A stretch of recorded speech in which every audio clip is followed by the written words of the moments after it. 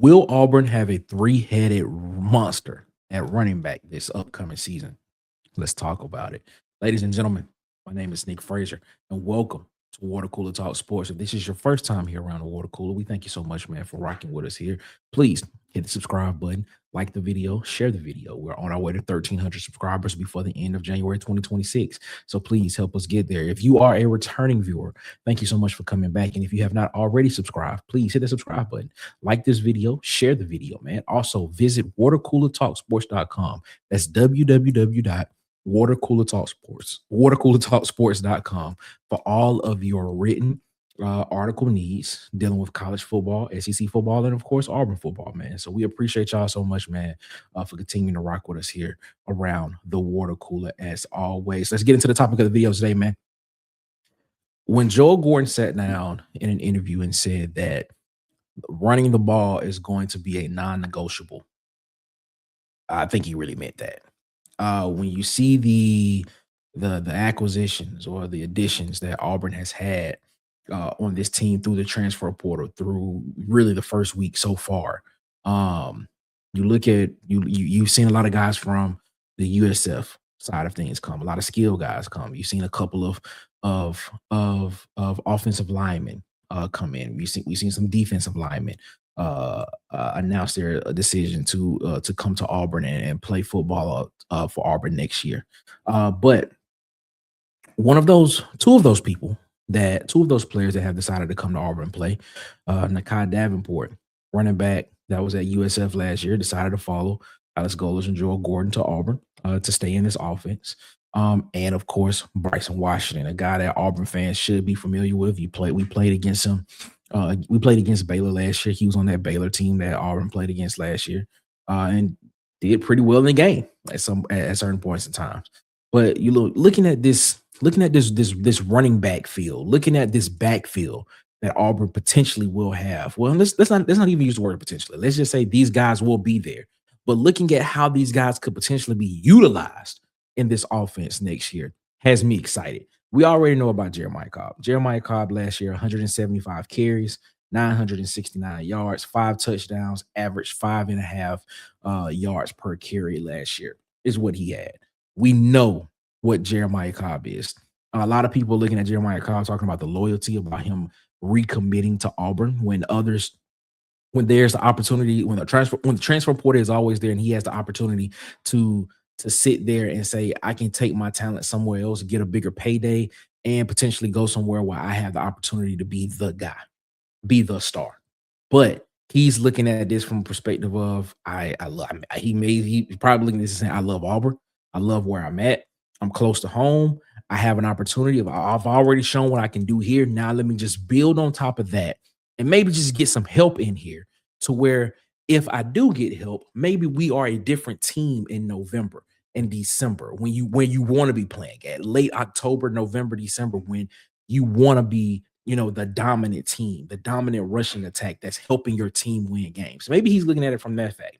And you see what Auburn has added with 2 running backs in the portal that have real college football experience and understand what it means to be able to be efficient and effective down the stretch. You look at Nykahi Davenport, the first of the two to announce his commitment. 98 carries, 612 yards last year, 7 touchdowns, 6.2 yards per carry for the USF Bulls last year in that offense with Alex Golesh and Joel Gordon. You're looking at his measurables. He's 6 foot, 216 pounds. Auburn fans have been clamoring. Auburn fans have been asking. We have been agitating to have a bigger type back where you can give the football to in short yardage situation and know that because of the size because of his size and the measurables, that he will be able to get the 1 or 2 yards needed to get the first down or get a touchdown when need be. When you just want to line up and just run the ball down in the A gap, when you want to do that, you have a back that has the size and the physicality to do that. And when you watch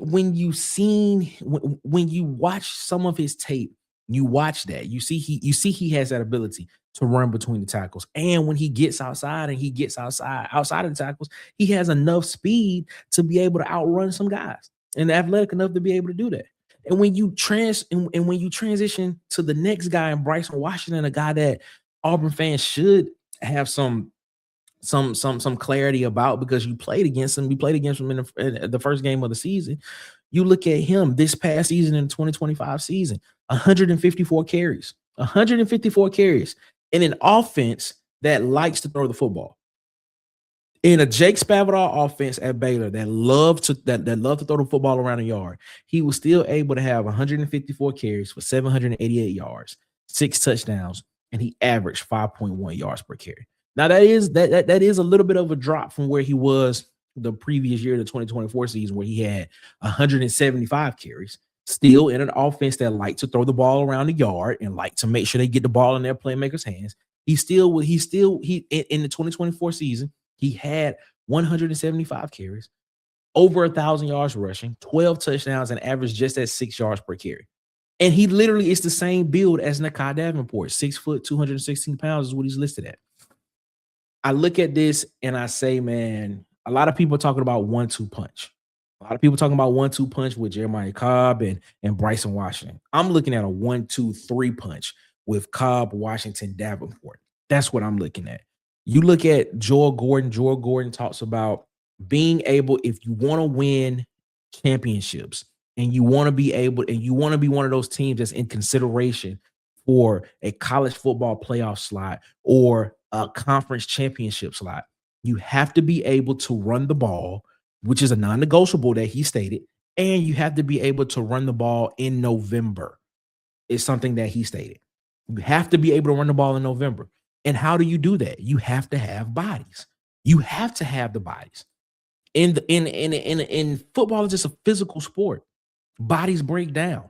You're gonna have nicks and bruises all day, every game, every week. People are not gonna be 100% every week. After the first week, people, even before the first week, guys are not gonna be 100% because you're gonna go through fall camp. So you gotta have guys that are available. You gotta have guys that are gonna be able to tote that rock. Sometimes the luxury of having 3 guys in this backfield that have significant college football snaps and significant college football playing experience is the fact that 1 week you may not have to rely just on Jeremiah Cobb. 1 week it could be Bryson Washington. 1 week it could be Davenport. 1 game it could be all 3. It could literally be all 3. And not to mention, you have a quarterback in Byron Brown, who is a 3,000 yard passer and a 1,000 yard rusher. That's another dimension of the running game that you have. So basically, you're looking at 4 different rushers in an offense to where when you talk about the non-negotiable is running the football, Auburn should be fresh. Auburn should be ready. Auburn should be willing to run the football in November when it matters the most, when you're trying to secure one of those college football playoff slots, is what you are looking at. And when you look at when you just look at the additions of Davenport and Washington and Brown, when you look at those guys to add with the Jeremiah Cobb, it looks to me and it seems to me like that is what Auburn's building to. Yes, you see the Keyshawn Singletons. Yes, you see the Jeremiah Cogers. Yes, you see the Chaz Nimrods. Yes, you see the Jonathan Eccles and the Xavier Newsomes and all those guys. You look at that. That's the flash of it. But where are games won?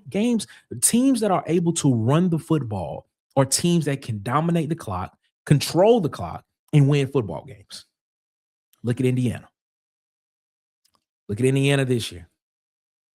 Run the football, play action, run the football, play action. That's what that's what championship teams can do. Miami, run the football, play action, run the football, short pass, tunnel screens, play action, run the football. Jesus, excuse me. But I'm excited about this, man, because Auburn is going to get back to its roots of what Auburn is, which is running the football. That should not just be something that we should just gloss over. Auburn was built on running the football. That's what you was built on. Auburn is built on running the football. And even in a season where it looked as if Auburn didn't run the football enough, Auburn still almost had a 1,000-yard rusher. Almost still had a 1,000-yard rusher.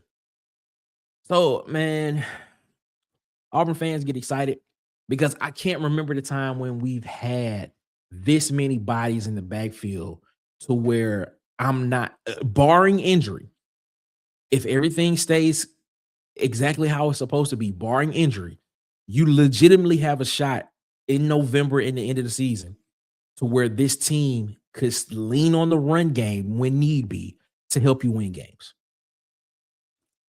And I believe it's coming this year, or we are going to at least get a glimpse of it. Man, we appreciate y'all so much, man, for rocking with us, man. Make sure you follow us on Twitter at CoolestPod23. Follow us on Instagram and TikTok at The Water Cooler Talk. Of course, make sure you hit the subscribe button here on YouTube. And if you want to join the Coolest Cubes membership, please, $5.99 a month recurring. Exclusive member content is coming soon. We want you to check that out with us, man. And also make sure you go over to www.watercoolertalksports.com and check out the content on that on our website as well, man. So we appreciate y'all so much, man. We'll see you on the next one. You all be blessed. Y'all have a good one.